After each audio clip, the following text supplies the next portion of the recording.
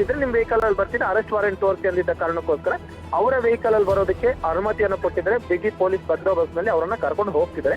Interrogation ನನ್ನ ಪ್ರಕಾರವಾಗಿ ಈ ಒಂದು ಪ್ರಕರಣದಲ್ಲಿ ಒಂದು ಮಂಜು, ನೀವ್ ಹೇಳ್ದಂಗೆ ಇವತ್ತಿನ ತನಿಖೆ ಬಗ್ಗೆ ಅಫ್ಕೋರ್ಸ್ ಕುತೂಹಲ ಇದ್ದೇ ಇದೆ. ಅದು ತನಿಖಾಧಿಕಾರಿಯ ವಿವೇಚನೆಗೆ ಬಿಟ್ಟಿದ್ದು. ಅಂದ್ರೆ ವಿಚಾರಣೆ ಮಾಡಿ ವಾಪಸ್ ಕಳಿಸ್ಬೇಕಾ ಅಥವಾ ಬಂಧನಕ್ಕೊಳಪಡಿಸ್ಬೇಕಾ, ಅದು ಮುಂದಿನ ಹಂತದಲ್ಲಿ ನೋಡೋಣ.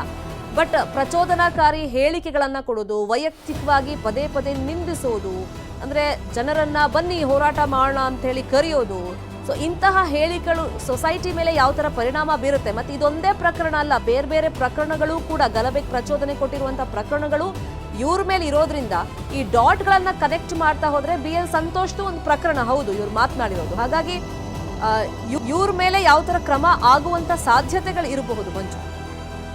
ಶಿರಮಿತೆಯಲ್ಲಿ ಮಹೇಶ್ ಶೆಟ್ಟಿ ತಿಮ್ಮರೋಡಿ ವಿರುದ್ಧ ಕೇವಲ ಬ್ರಹ್ಮಾವರ ಪೊಲೀಸ್ ಸ್ಟೇಷನ್ ಅಲ್ಲಷ್ಟೇ ಅಲ್ಲ, ನಿನ್ನೆ ಬೆಳ್ತಂಗಡಿ ಪೊಲೀಸ್ ಸ್ಟೇಷನ್ ಅಲ್ಲಿ ಕೂಡ ಒಟ್ಟು 3 ಪ್ರಕರಣ ದಾಖಲೆ ಮಾಡಿದ್ರು. ಆ 3 ಪ್ರಕರಣದಲ್ಲಿ ಒಂದು ಪ್ರಕರಣ ಪ್ರಚೋದನಕಾರಿಯಾದಂತ ಒಂದು ಭಾಷಣವನ್ನ ಮಾಡಿದ್ರು ಅಂತಾನೆ ಆಗಿತ್ತು.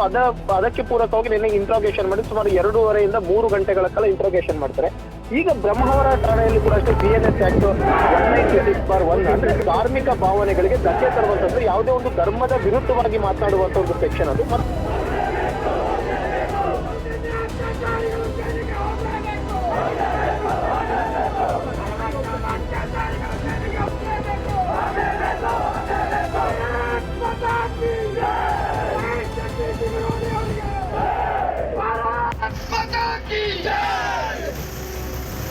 Justice for